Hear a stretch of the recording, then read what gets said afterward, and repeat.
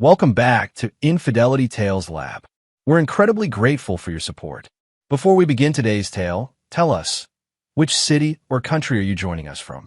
We love connecting with our global audience. Now, let's dive into today's story. Chapter 1, Stranded.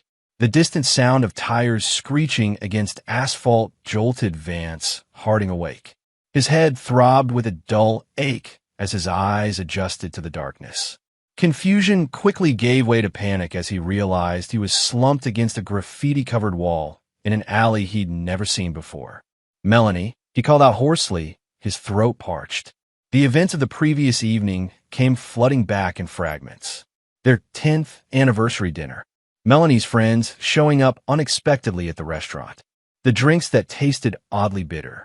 Then nothing. Rising unsteadily to his feet, Vance stumbled toward the street. Boarded-up storefronts and decrepit buildings lined the block. A group of men huddled around a barrel fire eyed him suspiciously as he patted his pockets. His wallet, phone, and wedding ring were gone. A newspaper in a nearby trash can confirm his worst fears. He was in Riverport, nearly 300 miles from his home in Ashfield. The date showed he'd been unconscious for almost 24 hours. Vance approached a gas station payphone, depositing what few coins remained in his jacket.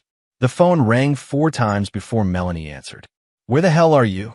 he demanded, fear and anger mingling in his voice.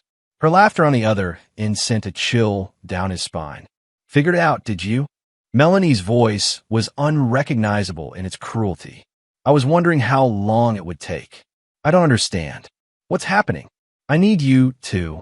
"What you need doesn't matter anymore," she cut him off. "I've taken care of everything while you were having your little nap. The accounts, the house, everything's gone.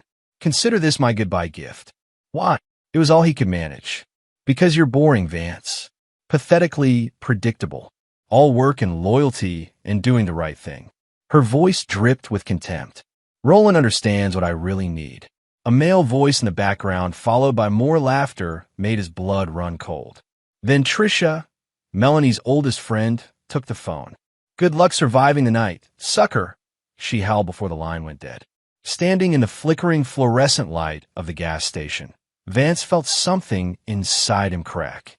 The life he had built over a decade, the successful architectural firm, the colonial house with the garden Melanie had insisted on, the investments and sacrifices, all of it evaporated in an instant. As darkness fell, Riverport revealed its true nature.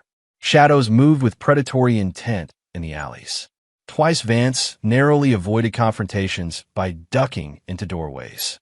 With nowhere to go, he found shelter in an abandoned warehouse, wedging himself behind piles of discarded furniture. Dawn brought no comfort. Hunger gnawed at him as he walked the unfamiliar streets, searching for some way home. At a diner, he washed dishes for 5 hours to earn enough for a meal and bus fare to the next town. It was there he met Lena Navarro, a waitress who watched him work with curious eyes.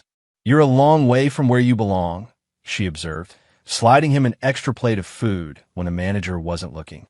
"That obvious? Those hands haven't seen much dishwater." She nodded toward his raw, reddened fingers. "You running from something or toward something?" "Neither. I was left here." Something in his voice must have conveyed the magnitude of his situation because her expression softened. "I get off at 8. Got a couch you can crash on until you figure things out." Vance opened his mouth to decline, but realized he had nowhere else to go. For 3 days, he used Lena's apartment as a base, making calls to banks and business partners only to discover the extent of Melanie's betrayal. Joint accounts emptied. Credit cards maxed out. Clients told he had abandoned the business. Even his own parents believed the story Melanie had crafted about his supposed breakdown and disappearance.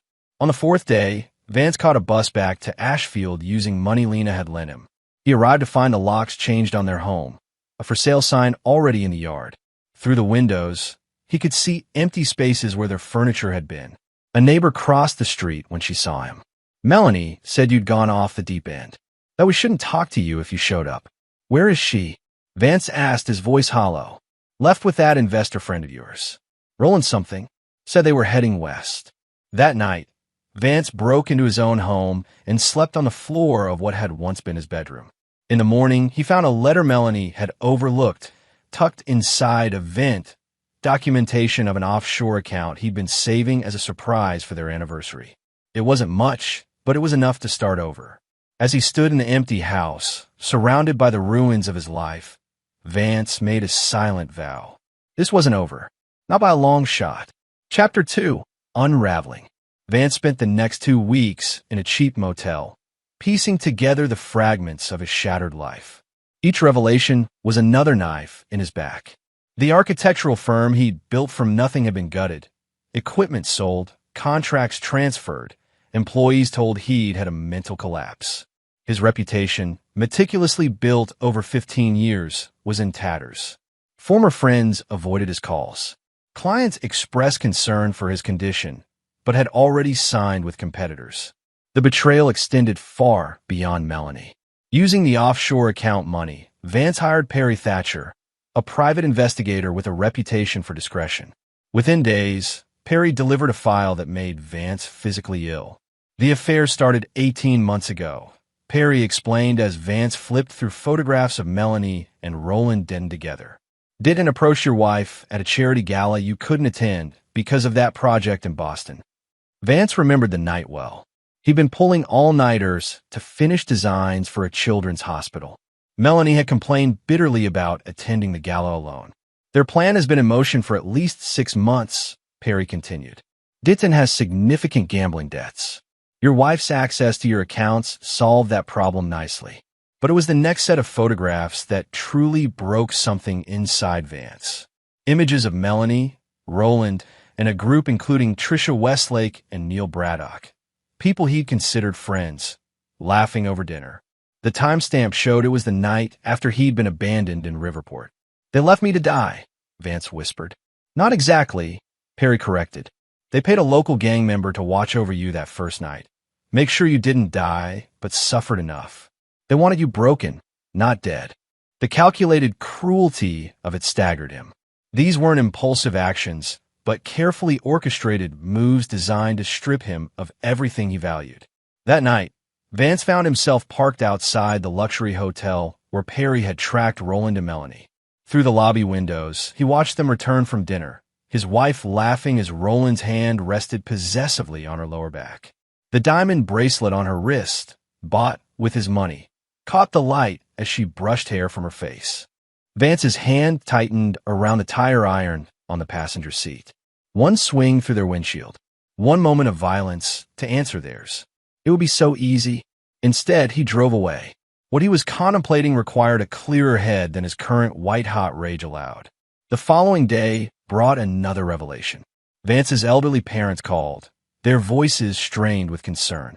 Melanie showed us the letters, son, his father said, and the psychiatric evaluation. We just want you to get help. Forged documents. Manufactured evidence of a breakdown. They'd thought of everything. That evening, as rain lashed against his motel window, Vance received a visit from Sylvia Denton, Roland's ex-wife. I heard what they did to you, she said when he opened the door. The elegant woman before him showed no trace of pity, only cold determination. Roland left me with nothing too. Different method, same result. She placed a flash drive on the table. Banking information. Properties under shell companies. His hiding places. I've been collecting them for years, waiting for the right moment. Why help me? Vance asked, suspicious. Because Roland breaks people. It's what he does. And I want to see him experience it himself, just once. She turned to leave, then paused. They're not as smart as they think. Their arrogance makes them careless. After she left, Vance opened the flash drive, finding a wealth of information that confirmed what he already suspected. Roland had used Melanie to access Vance's clean financial history and sterling business reputation to secure new loans and investments. The scheme was impressive in its complexity. If Vance tried to fight back through legal channels, the paper trail they'd created documenting his instability would undermine any case. They had effectively erased his credibility. By morning, Vance had made his decision. Vance Harding, the successful architect, the devoted husband, the man who played by the rules, would disappear. In his place would rise someone capable of matching their cruelty with his own brand of justice. He withdrew the remaining funds from his secret account, purchased a used car with cash, and drove east without a destination in mind. Along the way, he left a trail of breadcrumbs, credit card purchases in random towns, ATM withdrawals in places he never visited, designed to suggest a man spiraling into self-destruction. 3 days later, the car was found abandoned near a bridge known for suicide attempts. A torn note in the glove compartment contained only the words "can't go on" in his handwriting. His wallet and ID floated in the river below. As the authorities dragged the river for his body, Vance boarded a bus heading north, a duffel bag of cash, and Sylvia's flash drive his only possessions. Vance Harding was dead, and something harder, colder, and more patient was born in his place. Chapter 3. Metamorphosis.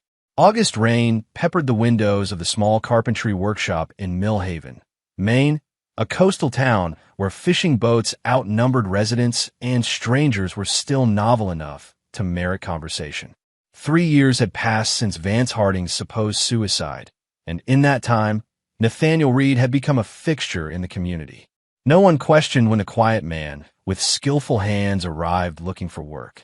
His backstory: a former construction worker from the Midwest looking for a fresh start after a divorce, was simple enough to avoid scrutiny, but detailed enough to discourage further questions. Vance ran a hand over the smooth mahogany desk he'd been crafting for weeks. Woodworking had started as a cover, but had become something more, a meditative practice that helped channel his rage into something productive. "That's museum quality," came a voice from the doorway. Callum Byrne, the elderly owner of the workshop, leaned against the frame. "I keep telling you you're wasting your talent on fishing cabins and repair jobs." "I like the simple stuff," Vance replied, defaulting to the brief responses that had become his trademark. "Simple ain't the same as easy," Callum countered. "You got something special in those hands.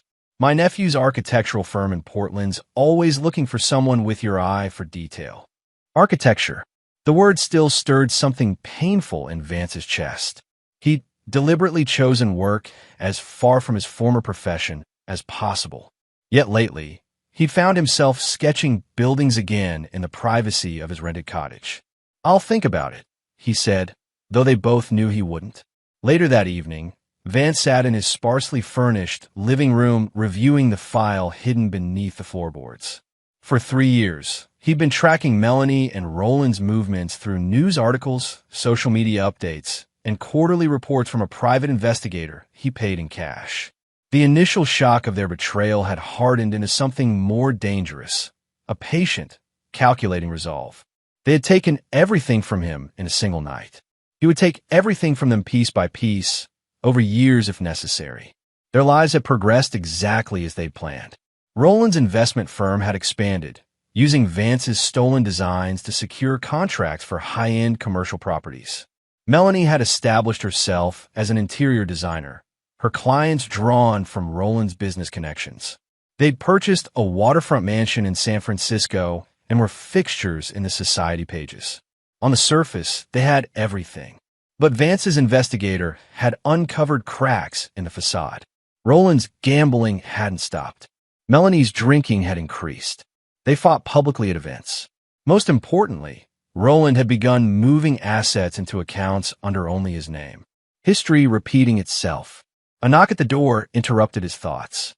Opening it revealed Lena Navarro, the waitress who had helped him in Riverport.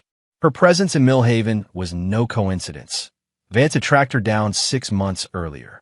"You're brooding again," she observed, brushing past him with the familiarity of someone who had earned the right. The grocery bag in her arms suggested she planned to cook, as she often did when she thought he wasn't eating properly. Their relationship existed in an undefined space. Not quite romantic, but more than friendship. She knew his real name, one of only 2 people who did. The other was Donovan Wolfe, a former military intelligence officer turned cybersecurity consultant whom Vance had met through one of Callum's connections. "I received something interesting today," Lena said, unpacking groceries. "My friend at the San Francisco Chronicle sent this." She slid a society page across the counter. It showed Roland receiving a Businessman of the Year award. Beside him stood Melanie, her smile tight and forced. "Look at the quote," Lena directed. Roland thanked his supportive wife and credited his success to building on solid foundations left by those no longer with us. The audacity of it, using Vance's death as a stepping stone in his acceptance speech, ignited a cold fury. "It's time," Vance said quietly. Lena studied his face. "You're sure? Once you start this..." "They're getting sloppy. Comfortable." Roland started cutting Melanie out financially. "She'll be desperate soon." Lena nodded slowly. "I'll call Donovan." 2 days later, Donovan arrived at the cottage, his imposing frame filling the doorway. The former intelligence officer had been helping Vance build his case against Roland and Melanie, motivated by his own history with people who abuse power. "You've been busy," Donovan observed, reviewing Vance's latest findings. "This shell company structure is impressive. You could have had a career in forensic accounting." "I had 3 years in motivation," Vance replied. "What about the other matter?" Donovan slid a folder across the table. "Your new identity is solid. Benjamin Thorne has a complete history: tax records, credit score, professional licensing. He's an architectural consultant specializing in restoration projects. Recently returned from 5 years working internationally. And the firm, Phoenix Restoration, is officially incorporated in Delaware. Office space leased in Portland. Website launching next week. Initial clients arranged through my contacts." Vance opened the folder, examining the credentials of his new persona. Benjamin Thorne would be successful enough to move in the same circles as Roland and Melanie, but not so prominent as to attract undue attention. "What about you?" Donovan asked. "Mentally ready for this? It's one thing to plan revenge from a distance. It's another to look them in the eye and not react." Vance considered the question seriously. "I died in that river 3 years ago. The man they knew couldn't have done this. But I'm not him anymore." That night, after Donovan left, Vance stood before the bathroom mirror. His appearance had changed dramatically. Gone was the clean-cut architect with optimistic eyes. The man who stared back had weathered features hardened by manual labor, a short beard that concealed the shape of his jaw, and eyes that revealed nothing. He thought of the quotation that had become his mantra: "Before you embark on a journey of revenge, dig 2 graves." He had indeed dug 2 graves, one for Vance Harding and one for the people who murdered him. Only one would ultimately be filled. In the morning, Vance packed his meager possessions and left a note for Callum explaining a family emergency. By noon, he was on the road to Portland, leaving Nathaniel Reed behind as easily as he had once shed Vance Harding. 3 days later, Benjamin Thorne signed a lease on a modern apartment overlooking Portland Harbor. The following week, Phoenix Restoration secured its first major contract: the rehabilitation of a historic theater building. Within months, the firm's reputation for quality and innovation spread along the East Coast. Vance's plan was in motion. Each project brought new connections, each connection a step closer to San Francisco. Each day, Benjamin Thorne grew more established while Vance Harding receded further into memory. In December, Phoenix Restoration was featured in an architectural journal. By January, they'd won a prestigious preservation award. In March, Benjamin Thorne received an invitation to speak at a sustainable design conference in San Francisco. As Vance packed for the trip, he placed 2 items in his briefcase: the flash drive Sylvia had given him years ago and a small vial of earth from the riverbank where Vance Harding had supposedly ended his life. The time for observation was over. The first move in his carefully orchestrated game was about to begin. Chapter 4: Calculated Approach. The San Francisco Architectural Innovation Conference hummed with a networking energy particular to industry events, a mix of genuine enthusiasm and thinly veiled self-promotion. Benjamin Thorne moved through the crowd with practiced ease, his presentation on sustainable restoration techniques having been well received earlier that morning. 5 years of preparation had led to this moment. Vance knew Roland would attend. His investment firm had sponsored the conference's main reception. What he hadn't anticipated was how viscerally he would react when he finally saw them. Roland stood across the atrium, holding court with a group of admirers. At 48, he had aged well, silver temples adding distinction to his appearance. The cut of his suit emphasizing athletic shoulders maintained by regular sessions with his personal trainer. Beside him, Melanie was a vision in sage green, her beauty enhanced by expensive cosmetic work that had eliminated any trace of the years. 5 years had passed, yet seeing them laughing, thriving on the foundation of his stolen life, nearly broke Vance's carefully constructed composure. "Your hand is shaking," came a voice beside him. Vance turned to find Lena, elegant in her role as Phoenix Restoration's marketing director. Her concerned expression warned him that his mask was slipping. "I'm fine," he said, setting down his champagne flute before anyone could notice. "We can still walk away," she murmured. "Build a new life. Be happy." He appreciated the "we" in her suggestion, but shook his head. "They left me with nothing. Not even my name." The conference director approached, cutting their conversation short. "Mr. Thorne, Roland Denton is quite impressed with your presentation. He's expressed interest in discussing potential collaborations." "Has he?" Vance replied, his voice betraying nothing. "I'd be delighted to meet him." Minutes later, Vance found himself face to face with the architect of his destruction. Roland's handshake was firm, his smile dazzling. "Benjamin Thorne, your approach to the Charleston project was revolutionary. We need more thinkers like you in the field." "High praise from someone with your reputation," Vance replied, studying the man's face for any flicker of recognition. "There was none. My firm is breaking ground on a historical conversion project next month. The original architect had uninspired ideas. I'd value your perspective." The irony wasn't lost on Vance. The uninspired original architect had likely been him, the designs stolen from his firm's servers. "I'd be interested to see the plans," Vance said. Roland beckoned Melanie over. "My wife has an exceptional eye for interior spaces. Melanie, meet Benjamin Thorne." She extended her hand, which Vance took briefly. "Your presentation was fascinating, particularly your thoughts on honoring original design intent while incorporating modern elements."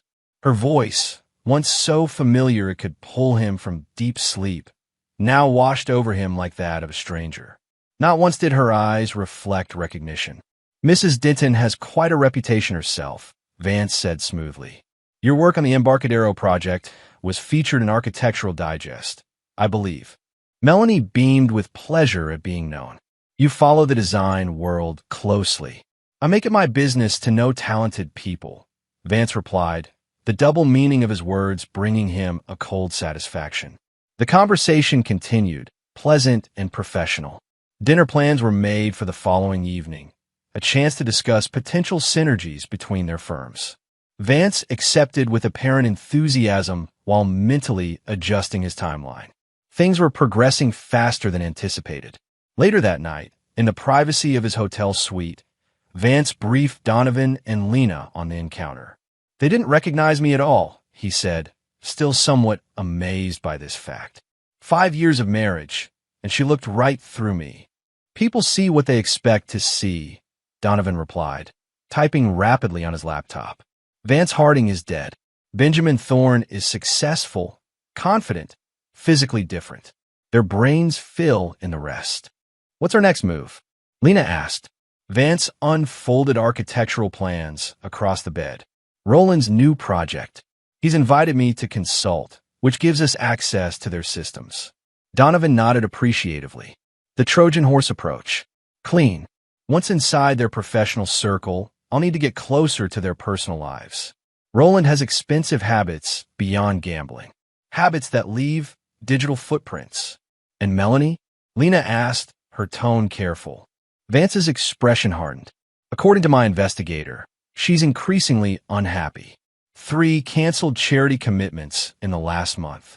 Rumors of rehab. Roland's been seen with his administrative assistant at hotels across town." "History repeating itself," Donovan observed. "Exactly, and I intend to accelerate the pattern." The dinner the following evening took place at an exclusive restaurant overlooking the bay. Roland was expansive with his wine selections and stories of business triumphs. Melanie, while present, seemed distant, laughing a beat too late at jokes, her eyes constantly checking her phone. "You seem troubled, Mrs. Denton," Vance observed when Roland excused himself to take a call. She looked up, startled by the personal observation. "Just tired. Event season is demanding." "Of course." He paused, then added, "Though I've found that when exceptionally capable people appear tired, it's rarely the work itself that's draining." Something flickered in her eyes, recognition of a deeper truth. "You're unusually perceptive, Mr. Thorne." "Benjamin, please." "Benjamin." She tested the name, then offered a genuine smile for the first time that evening. "And what has your perception told you about my husband?" "That he's a man who knows exactly what he wants," Vance replied carefully. "And takes it." When Roland returned, the dynamic had shifted subtly. Melanie engaged more with Vance, asking thoughtful questions about his work and background. By dessert, Roland was extending an invitation to his home the following weekend, a gathering of select colleagues. Outside the restaurant, as they waited for their respective cars, Roland took Vance aside. "Between us, Benjamin, I'm impressed by your portfolio, but more so by your discretion. My wife mentioned you noticed her fatigue, yet you handled it with uncommon tact." "Some battles aren't meant for public viewing," Vance replied. Roland clapped him on the shoulder. "A man who understands the complexities of marriage." Refreshing. He glanced toward Melanie, who was engrossed in her phone. "We should play golf sometime. Discuss opportunities away from delicate ears." "I'd like that." As Vance watched their car pull away, he felt a grim satisfaction. Phase 1, establish contact and trust, was proceeding perfectly. Phase 2, infiltration and intelligence gathering, could now begin. The weekend gathering at the Dentons' Cliffside Mansion introduced Vance to their inner circle.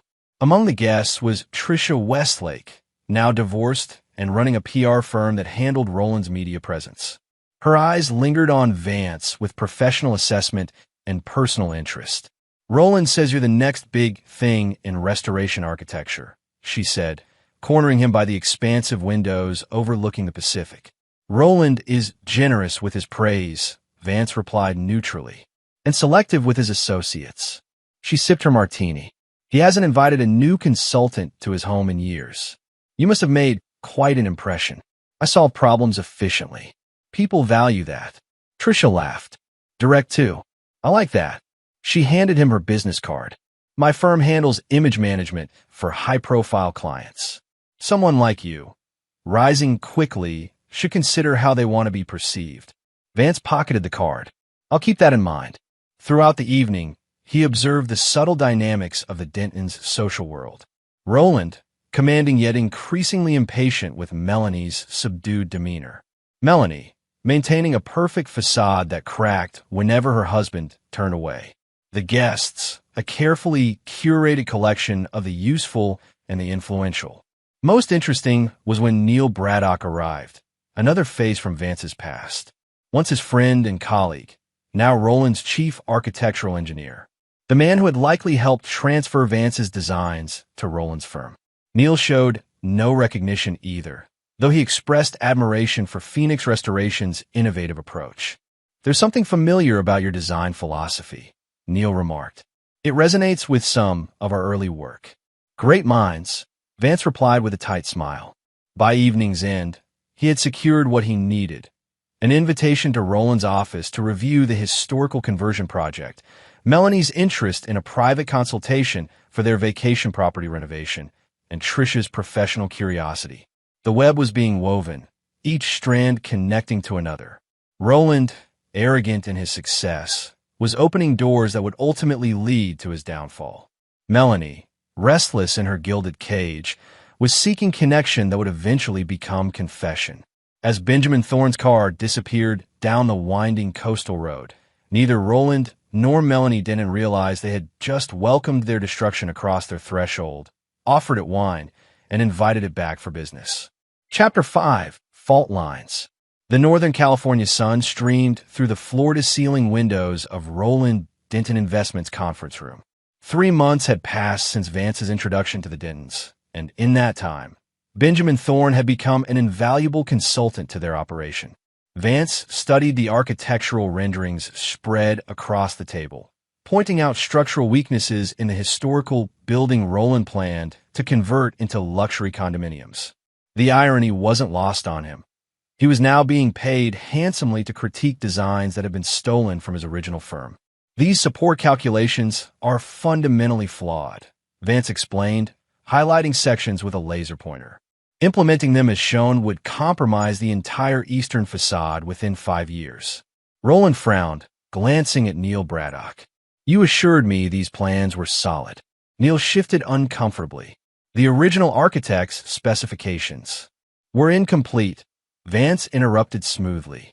Without fault on anyone's part. Historical conversions require specialized knowledge. The tension in the room eased slightly.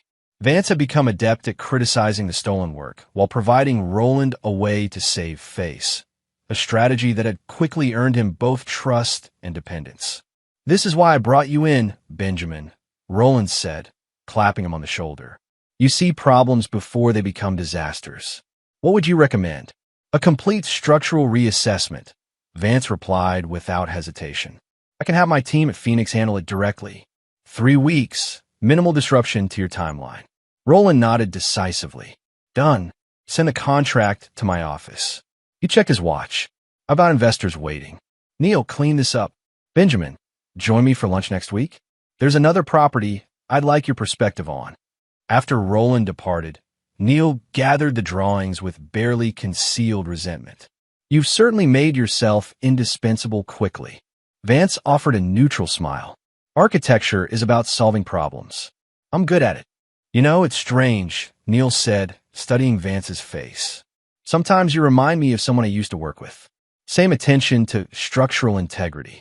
Common trait among good architects, Vance replied, maintaining eye contact despite the surge of adrenaline.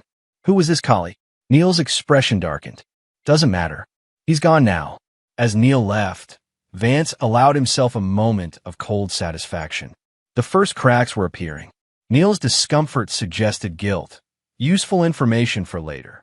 That afternoon, Vance met Melanie at her favorite cafe in Pacific Heights. What had begun as professional consultation about their vacation property had evolved into regular meetings away from Roland's presence. Benjamin, she waved from a corner table, looking more animated than she had at the dinner party. The heavy makeup that usually concealed her fatigue was absent today, revealing a vulnerability that served Vance's purposes perfectly. You look well, he commented as he sat across from her. The design journal feature must have been well received. Pride flashed across her face. Roland actually showed it to his investors. First time he's acknowledged my work in months. He should acknowledge it more often. Your aesthetic sense is exceptional. Melanie's smile faltered slightly. Roland believes design should serve function, not the other way around. We disagree on priorities. Marriage of different perspectives, Vance observed. Challenging, but potentially powerful. A bitter laugh escaped her. Is that what they call it now? I was thinking expensive mistake. The unguarded comment confirmed what Vance's surveillance had suggested. The Denton marriage was fracturing. Roland's philandering had become less discreet, his financial maneuvers more aggressive. According to Donovan's intelligence, Roland had begun transferring significant assets to offshore accounts under his sole control. Forgive me, Melanie said, composing herself. That was inappropriate. No need for masks between colleagues, Vance replied, his tone carefully calibrated between professional and personal. We all have fault lines in our foundations. Their conversation shifted to safer ground, design trends, mutual acquaintances, the waterfront property renovation. Throughout, Vance maintained the persona of Benjamin Thorne, successful, empathetic, available. Each interaction deepened Melanie's trust while providing valuable intelligence about Roland's operations. Later that week, Vance received an unexpected visitor at Phoenix Restoration's San Francisco satellite office. Tricia Westlake arrived unannounced, her PR firm's proposal in hand. Roland suggested I pitch our services directly, she explained, settling into a chair across from his desk. He's quite impressed with your expansion plans. Is he? Vance replied, feigning surprise. I wasn't aware I discussed those with him. Tricia smiled cat-like. Roland makes it his business to know everything about his associates, especially those he values. The implication was clear. Roland was investigating him. Expected, but concerning. Vance had ensured Benjamin Thorne's background was impeccable, but intense scrutiny could reveal inconsistencies. What exactly is Roland looking for in an associate? Vance asked, watching her reaction carefully. Loyalty. Discretion. Her eyes held his. Someone who understands that business sometimes requires flexibility regarding regulations. I see. And what does Trisha Westlake look for? Her smile widened. Intelligence. Ambition. She leaned forward slightly. Someone who recognizes when they're being evaluated for a larger role. The conversation that followed was a careful dance of implied opportunities and subtle assessments. Trisha was testing him, determining whether Benjamin Thorne could be trusted with Roland's less legitimate ventures.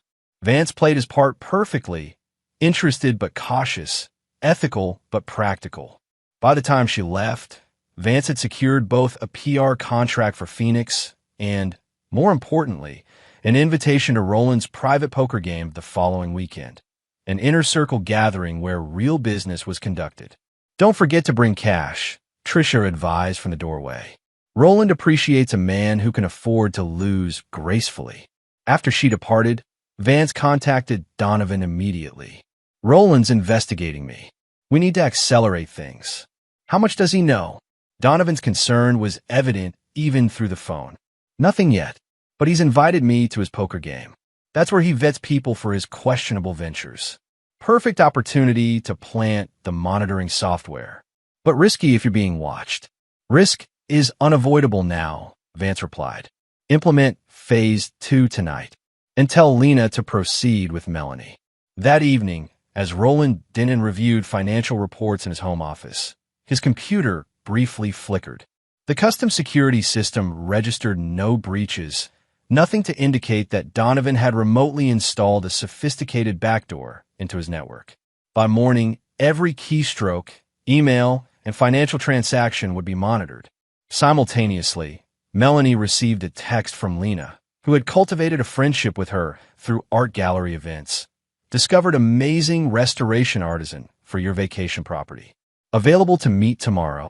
The first direct offensive moves had been made. The game was evolving from reconnaissance to active infiltration. Roland's poker invitation had accelerated Vance's timeline, but also provided an unprecedented opportunity to access the man's inner circle. That night, alone in his apartment, Vance opened the safe hidden behind a bookshelf. Inside lay relics of his former life. His original wedding band, the architectural award he'd won the year before his death, and a flash drive containing evidence of everything Roland and Melanie had stolen. 5 years, he whispered to the empty room. 5 years building the perfect trap. As he replaced the items, his phone chimed with a message from Trisha. Roland's intrigued. Don't disappoint us Saturday night. The board was set. The pieces were moving. And neither Roland nor Melanie suspected that the charming, talented Benjamin Thorne was systematically dismantling the foundations of their lives. Chapter 6. Raising the Stakes. The exclusive Watermark Club overlooked San Francisco Bay, its membership limited to the city's financial elite. In a private room at the back, Roland Denon's weekly poker game was in full swing. Around the green felt table sat carefully selected men. Wealth managers, developers, private bankers, and now, Benjamin Thorne. Vance nursed a scotch, observing the dynamics while playing conservatively. He deliberately lost a few reasonable hands early, establishing himself as competent but not threatening. The real game wasn't poker, it was information. Benjamin's too disciplined for his own good, Roland commented, shuffling chips between his fingers. Architecture and cards both reward risk, my friend. Calculated risks, Vance corrected, folding another hand. I only play when the structure supports it. The other men chuckled appreciatively. 3 hours in, conversations had shifted from sports and politics to business opportunities not advertised in formal portfolios. The Malaysian venture closes next month, said Marshall Webb, a silver-haired investment banker. Limited partner slots still available. 7 figures minimum. Roland nodded. Benjamin, you should consider it. Returns will make your restoration projects look like charity work. Vance raised an eyebrow. I'm always interested in efficiency. What's the framework? What followed was a carefully coded discussion of what Vance immediately recognized as a sophisticated money laundering operation disguised as foreign investment. Roland was using his legitimate business reputation to attract clean money into decidedly unclean ventures.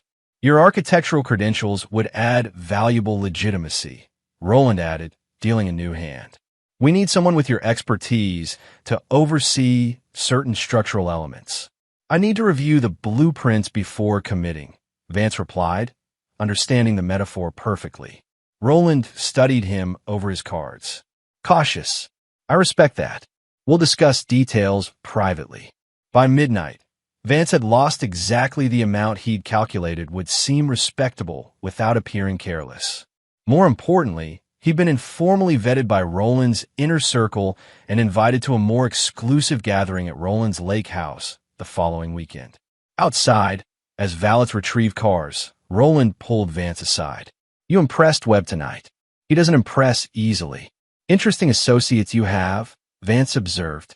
I collect useful people, Roland replied, his tone casual but his eyes evaluative.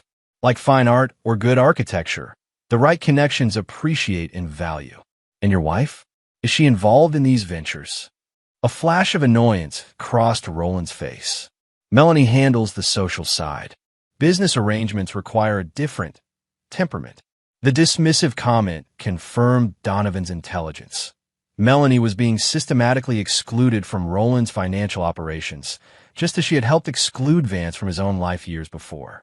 Speaking of Melanie, Roland continued, his expression shifting to calculated concern.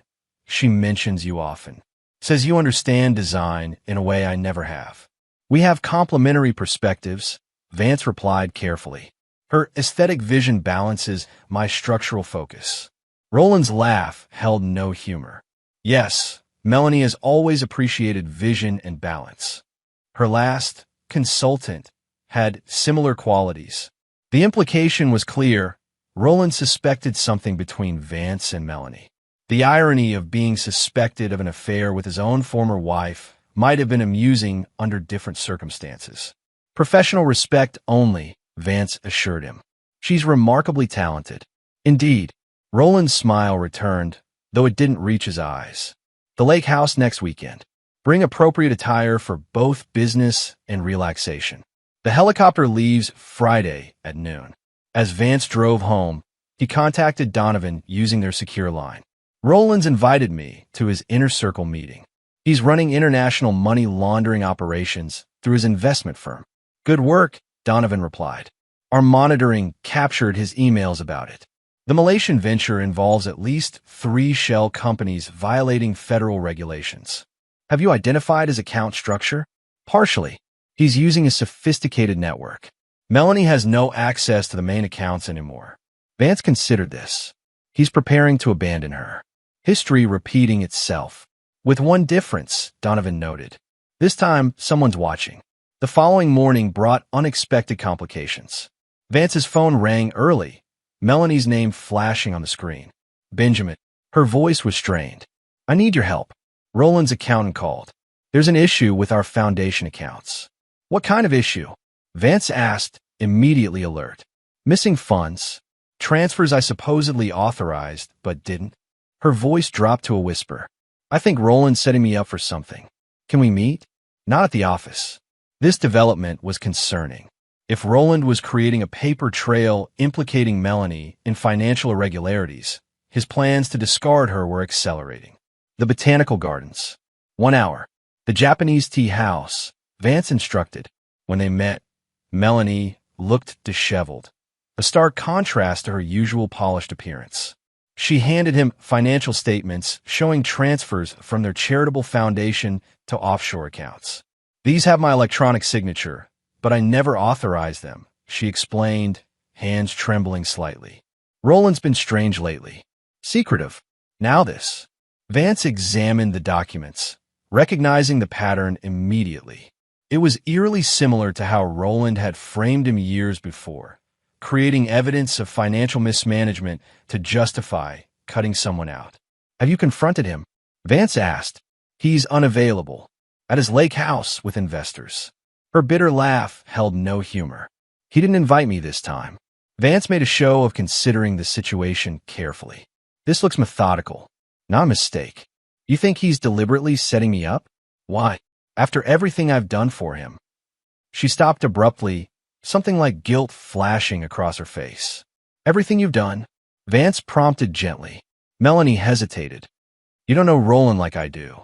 He eliminates problems permanently. And you become a problem?" Tears welled in her eyes. "I know too much. About his business, his methods. About what happened to his previous partners. Including me," Vance thought grimly. "There was someone before," she continued, her voice dropping. "An architect. Roland, it was complicated. He didn't deserve what happened." The confession, partial as it was, sent a surge of cold satisfaction through Vance. He kept his expression concerned but neutral. "Financial patterns like this suggest preparation," he said, returning to the documents. "Roland's isolating you financially before making a more significant move. What should I do?" The desperation in her voice was genuine. "Document everything. Forward any financial records you can access to a secure email. And don't confront him yet." Vance handed her a small device. "This will copy the contents of his home computer. Install it tonight before he returns." Melanie took the device, her expression shifting from fear to resolve. "You believe me.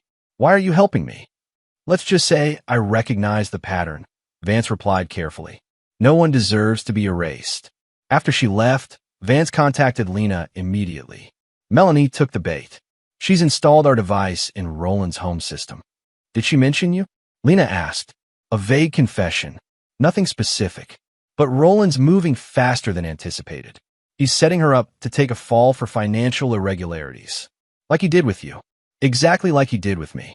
Vance's voice hardened. "Contact Sylvia Denton." It's time she delivered her part. 2 days later, as Roland returned from his lake house, feeling confident about the Malaysian venture, he found Melanie surprisingly composed. "Productive weekend?" she asked calmly over dinner. "Very." His tone was guarded, suspicious of her uncharacteristic interest. "The foundation audit is scheduled for next week. We should discuss your involvement." "Actually, I had an interesting conversation with your ex-wife," Melanie replied, watching his reaction carefully. "Sylvia sends her regards." The color drained from Roland's face. "You spoke to Sylvia? About what?"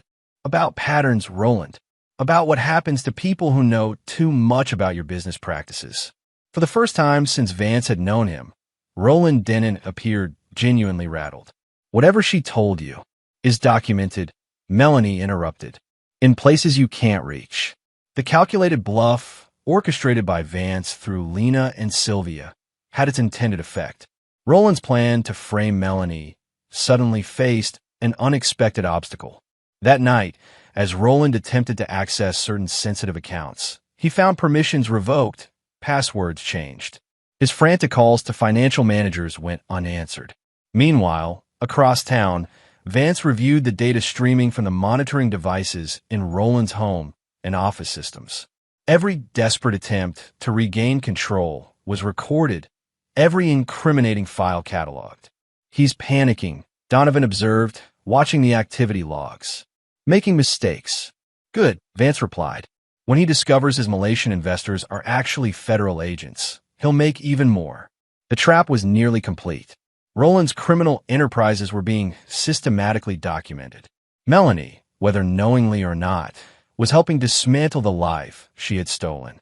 And neither of them realized that Benjamin Thorne, trusted consultant, confidant, potential co-conspirator, was orchestrating their downfall. As Phase 2 reached its conclusion, Vance prepared for the final confrontation. 5 years of patience, planning, and calculated moves were about to culminate in perfect justice. The board was set. The king and queen were cornered, and the player they thought was a pawn was about to reveal himself as the architect of their destruction. Chapter 7, Revelation. The exclusive Mountain Shadows Resort in Scottsdale provided the perfect neutral ground. Vance had selected it carefully, far from San Francisco, discreet, and most importantly, under the management of a former client who owed Phoenix Restoration a significant favor. Roland Denon paced the private bungalow, agitation evident in every movement. The past 2 weeks had seen his carefully constructed empire begin to fracture. The Malaysian venture had collapsed mysteriously. Key banking relationships had been suspended pending regulatory reviews. Most disturbing, someone had anonymously delivered documentation of his offshore accounts to both his board of directors and Melanie's attorney. "This better be worth interrupting my damage control, Benjamin," Roland snapped as Vance entered. "I've got fires burning from Hong Kong to London. I believe I can help extinguish them," Vance replied calmly, setting his briefcase on the coffee table between them. "But first, we should wait for our other guest." Roland frowned. "What other guest? You said this was confidential." As if on cue, a knock at the door preceded Melanie's entrance. She froze upon seeing her husband, then glared at Vance. "You didn't mention he would be here," she said accusingly. "Because he knew neither of us would come," Roland answered for Vance. "What game are you playing, Benjamin?" Vance gestured for them both to sit. "No game. A conclusion." Reluctantly, they took seats at opposite ends of the sofa. The tension between them was palpable. Months of suspicion and betrayal crystallized into mutual hostility. "I've been watching your foundation unravel," Vance began conversationally. "Fascinating to observe how quickly trust collapses once certainty is removed." "If you brought us here to philosophize while my company implodes," Roland began. "I brought you here," Vance interrupted, his tone hardening slightly, "to witness the culmination of a 5-year plan." He opened his briefcase and removed a file, sliding it across to Roland. Inside were documents detailing every aspect of Roland's criminal financial operations: money laundering, tax evasion, fraudulent investments. "What is this?" Roland demanded, though his pallor suggested he knew exactly what he was seeing. "Insurance," Vance replied. "Every transaction. Shell company. Bribe to official. Documented, verified, and ready for delivery to federal authorities." Melanie leaned forward, scanning the pages. "How did you get this information?" "The same way I got this." Vance passed her a second file containing evidence of her complicity in the scheme to destroy Vance Harding. Bank records showing transfers from his accounts to hers, email exchanges with Roland planning the abandonment, even the payment to the gang member who had monitored Vance that first night in Riverport. "I don't understand," she whispered, blood draining from her face. "How could you possibly have access to these emails? They're from years ago." Vance allowed himself a small smile. "Because I've been collecting them since the day you left me stranded 300 miles from home." The words hung in the air for a long moment. Roland recovered first, his expression shifting from confusion to disbelief as he scrutinized Vance's face. "No," he said firmly. "Vance Harding is dead. He killed himself 5 years ago." "Did he?" Vance asked quietly. "Or did he simply disappear to rebuild while watching you steal his life, his designs, his reputation?" Melanie's eyes widened with horrified recognition. "Vance?" she whispered, really seeing him for the first time. The mask of Benjamin Thorne fell away as Vance leaned forward, his voice dropping to a register that Melanie would remember from their marriage. "Hello, Melanie. It's been a while." Roland lunged to his feet. "This is absurd. Some kind of extortion scheme." "Sit down, Roland," Vance commanded with such authority that Roland complied automatically. "You're right about one thing. This is absolutely about payment. Just not the financial kind." For the next 30 minutes, Vance outlined how he had survived, rebuilt his identity, and systematically infiltrated their lives. How Benjamin Thorne had been created specifically to gain their trust and access their operations. How every step of their downfall had been orchestrated from the moment he accepted Roland's first lunch invitation. "The Malaysian investors you're so desperate to appease?" Vance continued. "Federal agents building a case. Those regulatory reviews of your banking relationships, triggered by anonymous tips with supporting evidence. The documentation delivered to your board and Melanie's lawyer." Just preliminary samples of what authorities will receive tomorrow. Roland's confident facade crumbled, replaced by desperate calculation. What do you want? Money? Your design's back. Name your price. My price. Vance laughed, the sound devoid of humor. You left me with nothing. Not my business, not my reputation, not even my name. What could you possibly offer now? It wasn't personal, Roland insisted. Just business. We can fix this. It was absolutely personal to me, Vance replied coldly. You didn't just take my assets. You tried to erase me. Good luck surviving the night. Sucker wasn't a business strategy, Roland. It was cruelty for its own sake. Melanie flinched at hearing her own words quoted back. We never meant for you to die. Vance finished for her. No, you just wanted me broken, humiliated, destroyed. Well, congratulations. You succeeded. Vance Harding did die that night. He stood, moving to the window, overlooking the desert landscape. But what emerged afterward is something you never anticipated. Someone with nothing left to lose. Someone with 5 years to plan your downfall in exquisite detail. Roland, ever the tactician, shifted approaches. Whatever grievance you think. 102, Vance interrupted. What? 102 desperate calls from Melanie to Benjamin Thorne's phone over the past week. Begging for help, for understanding, for rescue from the husband who was setting her up to take a fall. He turned to Melanie. Sound familiar? It should.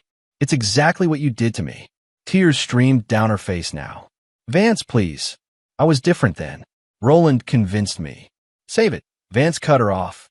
I heard every explanation, justification during those calls.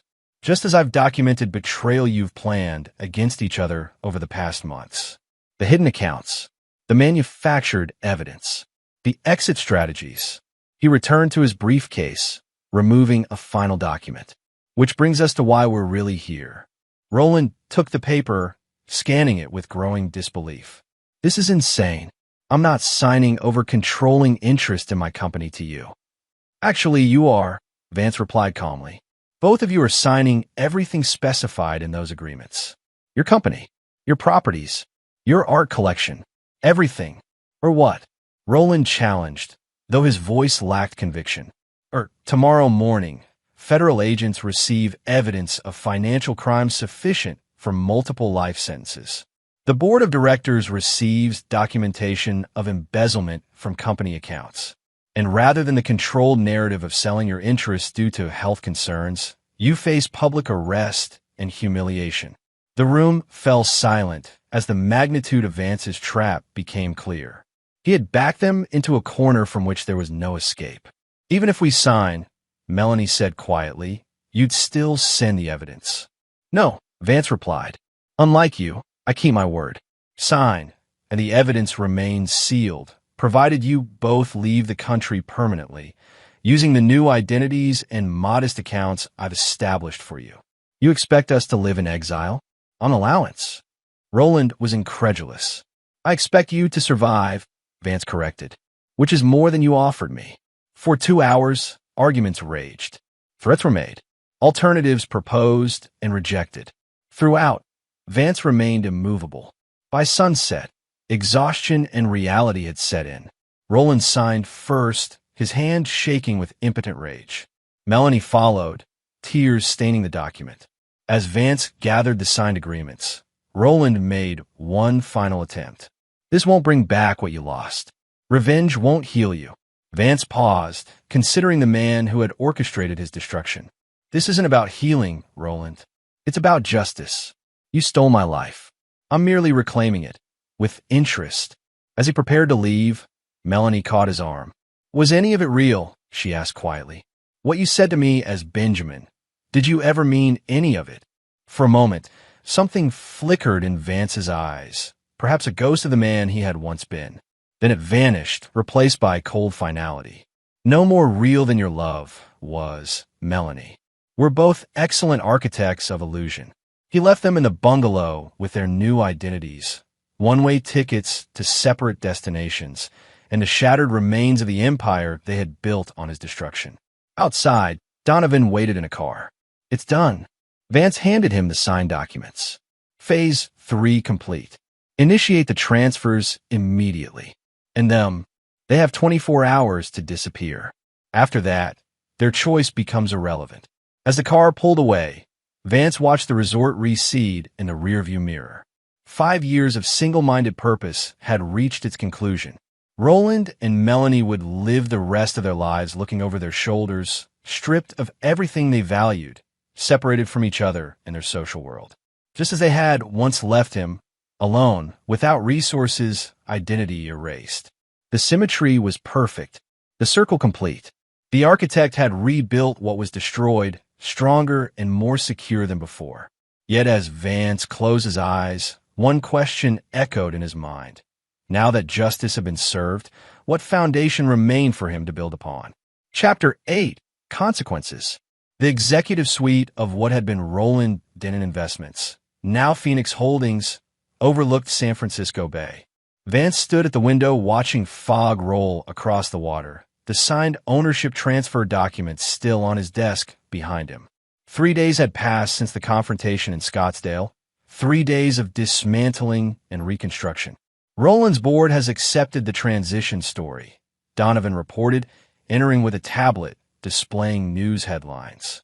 Health concerns and pursuing personal interests abroad, playing well with the financial press. And Melanie? Left for Bali last night under her new identity.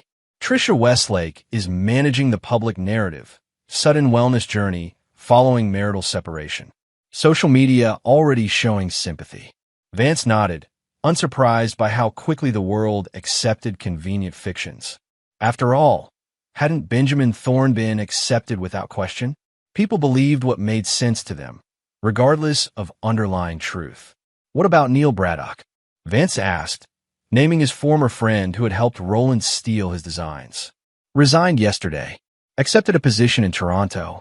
Apparently, he recognized you during the final meetings. That explained the way Neil had avoided eye contact during the leadership transition announcement. The man had looked physically ill when Vance, still operating as Benjamin Thorne, had been introduced as the new CEO. Let him go, Vance decided. His conscience will be punishment enough. Donovan raised an eyebrow. Merciful, not your usual approach. Not mercy, efficiency. Neil knows the systems.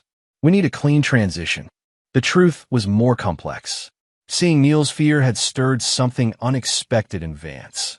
Not satisfaction, as he had anticipated, but a strange emptiness. The moment of triumph felt hollow. The Malaysian investigators want another meeting, Donovan continued. They're still hoping you'll testify about Roland's operations. Maintain our position. We've provided documentation.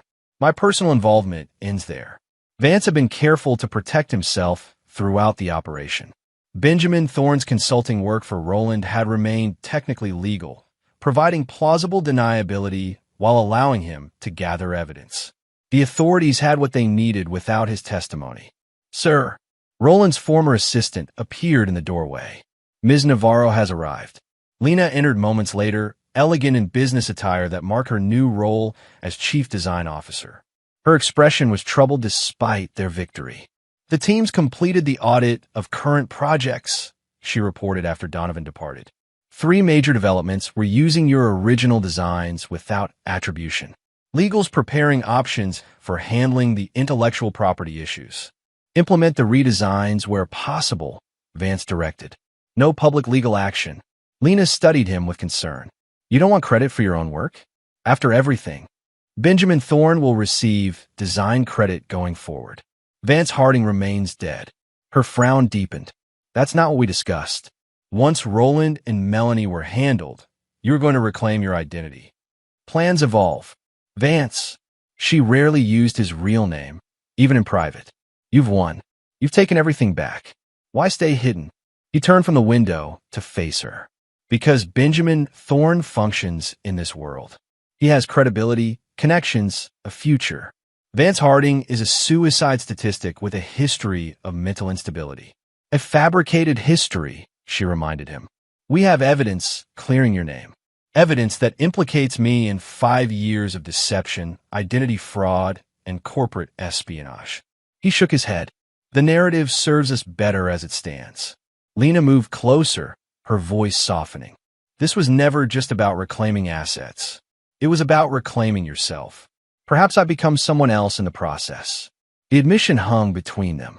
5 years of single-minded focus on revenge had transformed Vance in ways even he hadn't anticipated. The cold calculation that had served as vengeance now colored every decision, every relationship. Then perhaps it's time to decide who that someone is, Lena challenged. Benjamin Thorne was created as a weapon. Do you intend to live as one permanently? Before he could answer, his phone rang, a number he didn't recognize. He answered cautiously. Mr. Thorne? This is Detective Garrison, San Francisco Police Department. We need to discuss Roland Denton's disappearance. Vance's expression revealed nothing. I was under the impression Mr. Denton had taken a leave of absence for health reasons. That's the public story. His security team filed a missing persons report this morning. His scheduled flight to Switzerland never had him as a passenger. Alarm flashed through Vance. Roland hadn't followed the exit plan. I'm unsure how I can assist, Detective. My role in the company transition was purely administrative. Perhaps, but you were one of the last people to meet with him before his disappearance, according to his calendar. We'd appreciate you coming to the station to make a statement. After arranging a meeting for the following morning, Vance immediately contacted Donovan. Roland's in the wind. Never boarded his flight. Police are investigating. Donovan arrived within minutes, already accessing tracking systems on his tablet. His assigned identity hasn't been used for any transactions or travel. He's operating outside our parameters. He won't accept defeat, Vance realized. He's planning something. We have contingencies for this, Donovan reminded him. Emergency Protocol 7. Protocol 7 involved releasing selective evidence to authorities, enough to trigger an international manhunt for Roland without implicating themselves. It would burn several carefully constructed protections, but it would ensure Roland couldn't rebuild or retaliate. Not yet, Vance decided. I want to know what he's planning first. That evening, as Vance worked late in the office, security reported an unexpected visitor, Tricia Westlake. Benjamin, she greeted him, the formal business attire replaced by casual elegance. Or should I say Vance? He maintained his composure despite the shock. I'm not sure what you mean. Please. She placed a flash drive on his desk. Roland sent me this yesterday from an unregistered device. Quite a comprehensive file on your resurrection. Vance's mind raced through implications and options. If Roland had identified him conclusively, others would soon follow. What do you want, Tricia? What I've always wanted. Self-preservation. She settled into a chair across from him. Roland's imploding. I recognized the signs months ago, same patterns as when he destroyed you the first time. Yet you helped him. I helped myself, she corrected. Just as I'm doing now, by bringing you this. Roland plans to expose your identity to authorities, claiming you coerced him into signing over assets. The plan had merit, Vance had to admit. With the right evidence and Melanie potentially corroborating, it could create significant legal complications. Why warn me? Tricia smiled thinly. Because I respect architects of all kinds. What you've built, this entire operation, is masterful. I'd rather align with the rising power than the falling one. You betrayed me once, Vance reminded her. You were there that night. You knew what they planned. Something like regret flickered across her face. Business decisions sometimes have personal casualties. I underestimated the casualties in your case. I don't intend to make that mistake again. For several moments, Vance considered his options. Tricia was dangerous, opportunistic, and without strong moral boundaries. But she was also value-driven in her own way. What exactly are you proposing? Roland's hiding at his lake house using a staff member's identity. He's gathering evidence and contacting former associates. I could deliver him to you before he implements his plan. In exchange for security, she replied simply, a position in the restructured company, and your word that my role in your original displacement remains confidential. Vance studied her, seeing not the callous socialite who had once laughed at his destruction, but a pragmatic survivor navigating dangerous waters. You helped destroy my life, he said evenly. Now you want to help me preserve it. I recognized the irony. Her expression remained composed. Consider it karmic balance. By midnight, Vance had coordinated with Donovan to verify Trisha's information. Roland was indeed at his remote lake house, using a groundskeeper's credentials and communicating through encrypted channels. He had contacted 3 former associates with significant law enforcement connections. "We need to move quickly," Donovan advised. "His evidence about your identity could trigger federal interest." "Prepare the helicopter," Vance decided. "We'll implement the contingency tonight." As dawn broke over the Sierra Nevada mountains, the private helicopter carrying Vance, Donovan, and Trisha approached Roland's secluded lake house. The plan was precise: secure Roland, implement the evidence release protocol that would make him a fugitive, and ensure his cooperation with the original exit strategy. What they found instead was chaos. Emergency vehicles surrounded the property. Medical personnel wheeled a gurney toward an ambulance. "What happened?" Vance demanded as they landed at a safe distance. Trisha made calls, her media connections providing immediate information. "Apparent suicide attempt," she reported grimly. "Pills and alcohol. Housekeeper found him unresponsive an hour ago." Donovan intercepted a paramedic, his military credentials granting temporary access. When he returned, his expression was grim. "He's alive, but critical." They found a recorded confession implicating Melanie in financial crimes and claiming coercion regarding the company transfer. "Did he mention me?" Vance asked. "Not by name, just reference being forced to sign under duress by associates of my wife." Deliberately vague.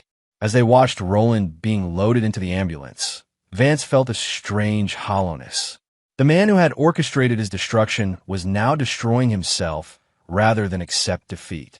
"He won't survive to threaten you," Trisha observed clinically. "His reputation is already being dismantled by his own confession." "This wasn't what I planned," Vance said quietly. "No," Donovan agreed. "You offered him a way out. He chose this instead." Later that day, news broke of Roland Denton's suicide attempt following financial irregularities at his firm.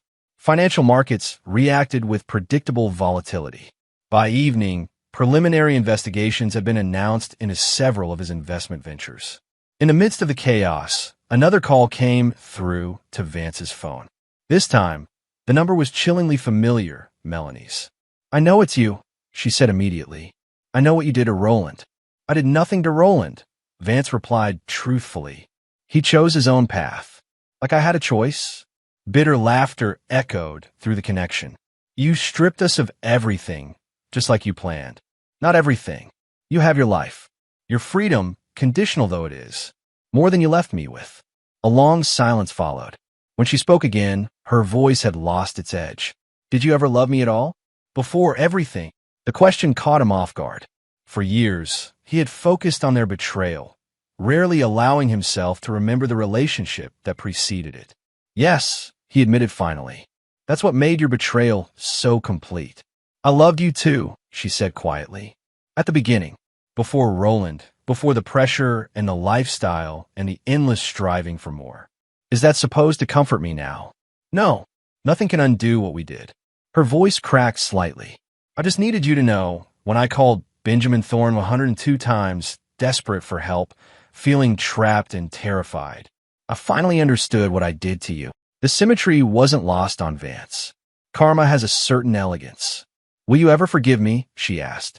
"Forgiveness isn't part of our equation, Melanie." "Then what is?" Vance considered the question seriously. "Justice. Consequence. Closure. Is it enough?" she pressed. "Now that you have your revenge, is it enough?" The question echoed Lena's concerns, touching something unresolved within him. "I don't know yet." "Neither do I," Melanie admitted. "Goodbye, Vance." After she disconnected, Vance stood alone in the office that had once been Roland's, surrounded by the trappings of a victory that felt increasingly Pyrrhic. He had meticulously planned and executed the perfect revenge, yet the satisfaction remained elusive. That night, he returned to his apartment and opened the safe containing relics of his former life. Among them was a photograph he rarely examined, Vance and Melanie on their wedding day, both smiling with genuine joy. Before ambition and greed corrupted everything. Before the betrayal that transformed him. For the first time in 5 years, Vance allowed himself to truly grieve, not just for what was taken from him, but for what he had become in pursuit of justice. The cold architect of vengeance who had replaced the passionate creator he once was. As dawn broke, he made a decision. The game had changed. Roland's actions had altered the carefully structured conclusion he had designed. Now he faced a choice about the foundation he would build upon the ruins of his revenge. It was time for the final phase, one he hadn't anticipated but now recognized as necessary. Not just reclaiming what was stolen, but rediscovering what had been lost within himself. Chapter 9. Rebuilding. 6 months after Roland Denton's suicide attempt, the San Francisco Chronicle ran a profile on Benjamin Thorne, the visionary architect revitalizing the city's affordable housing landscape. The accompanying photograph showed Vance, still known publicly as Thorne, standing before Phoenix Community Village, an innovative development providing both housing and vocational training facilities for disadvantaged populations. The article made no mention of the corporate drama that had preceded his acquisition of the Denton holdings, focusing instead on the dramatic pivot from luxury developments to community-centered projects.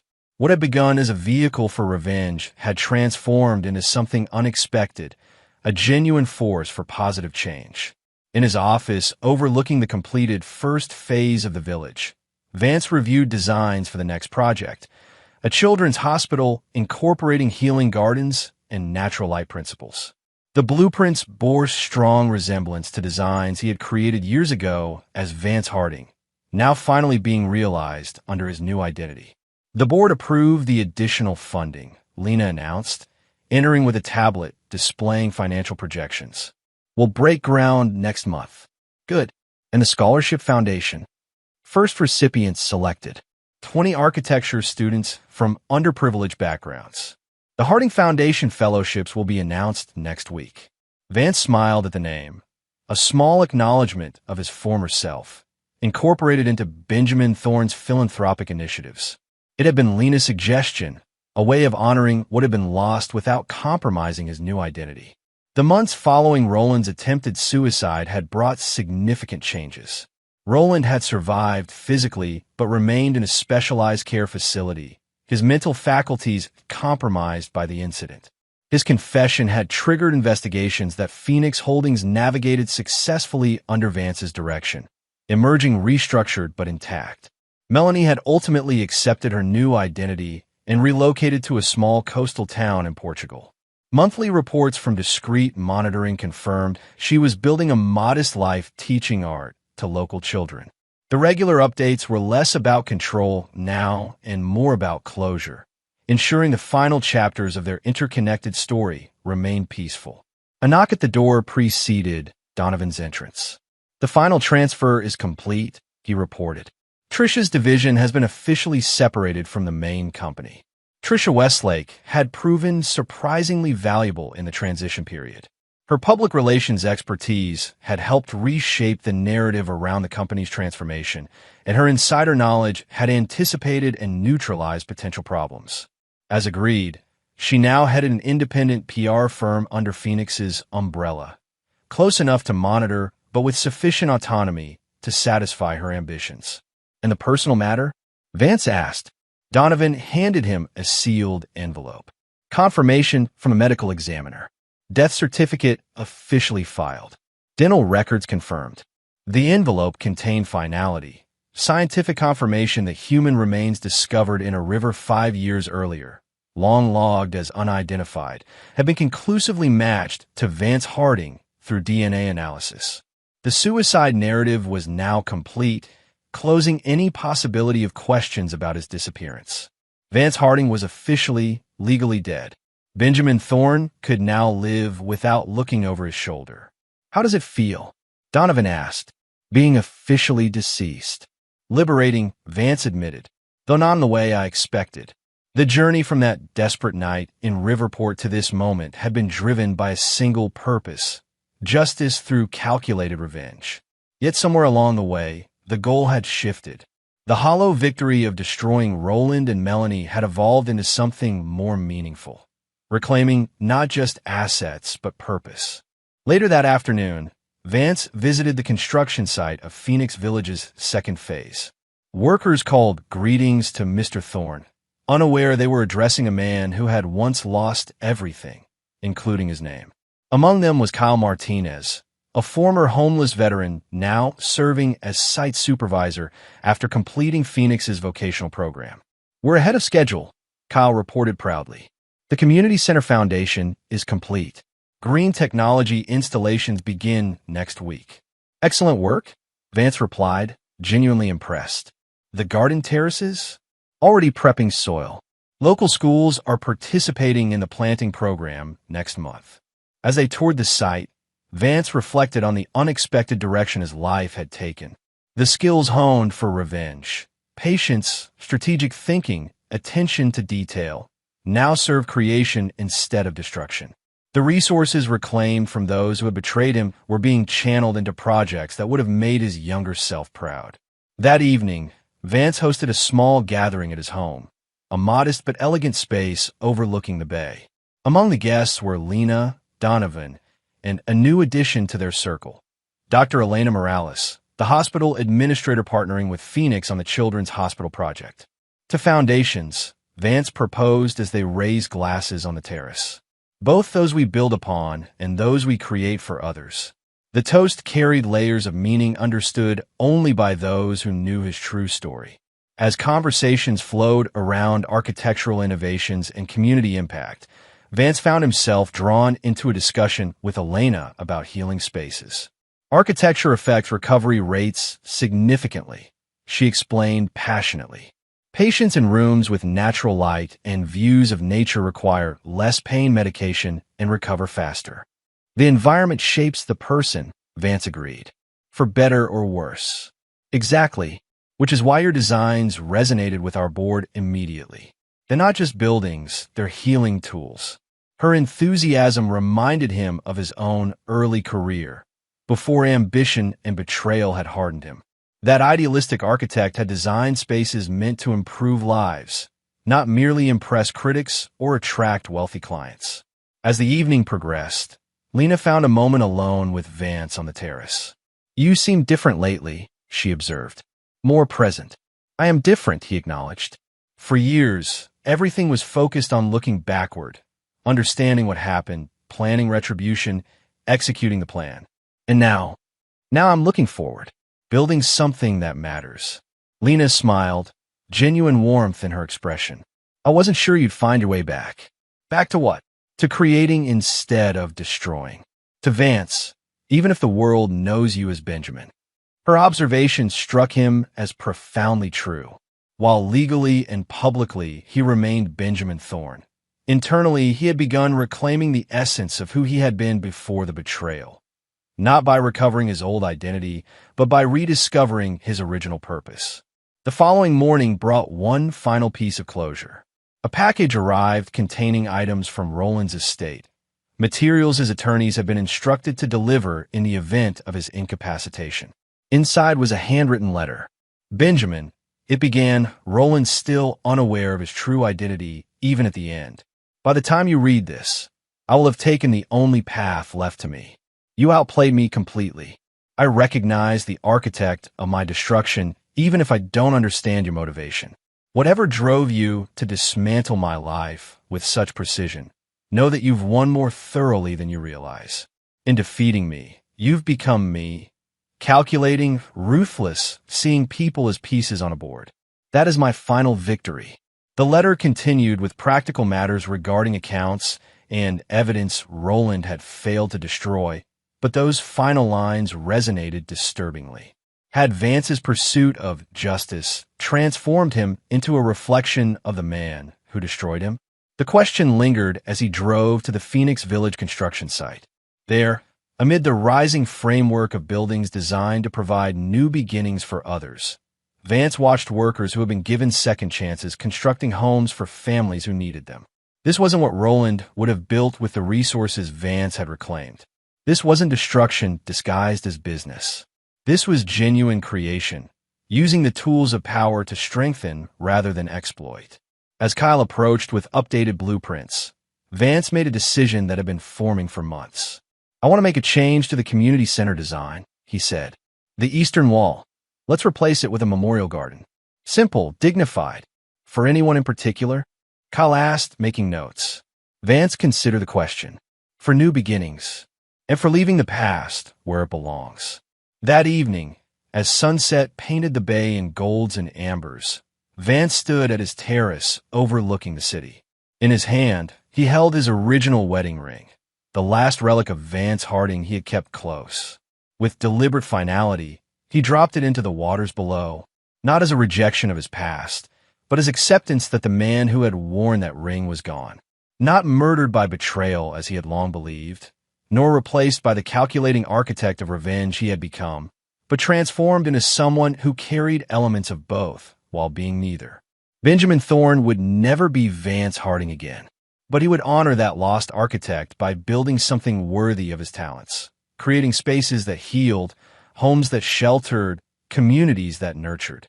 The perfect revenge wasn't destroying those who had wronged him, but creating a legacy they could never tarnish. As night fell over San Francisco, Vance received a text from Elena about the children's hospital plans. The message ended with a question that would have been impossible to answer months earlier. Dinner tomorrow? No blueprints, no business. Just two people getting to know each other. For a moment, Vance hesitated. Genuine connection meant vulnerability. Trust remained difficult after such profound betrayal. Yet the alternative, remaining forever the calculating, isolated architect of revenge, suddenly seemed like the true defeat. I'd like that, he replied finally. As he set down the phone, Vance felt something he hadn't experienced in years. Not the cold satisfaction of revenge accomplished, but the warm possibility of a future not defined by the past. The foundation had been laid, the structure secured. Now it was time to build something beautiful upon it. The architect had come full circle, from creation to destruction and back to creation again. The plans were drawn, the materials gathered. The work could finally begin, not on a monument to revenge, but on a life reclaimed and reimagined. The greatest design of all. And there you have it. Another story comes to an end. What did you think? I'd love to hear your thoughts in the comments below. If you enjoy this story, consider joining our community by subscribing. It means the world to us. For more stories like this one, check out the recommended videos on screen. And I'll see you there.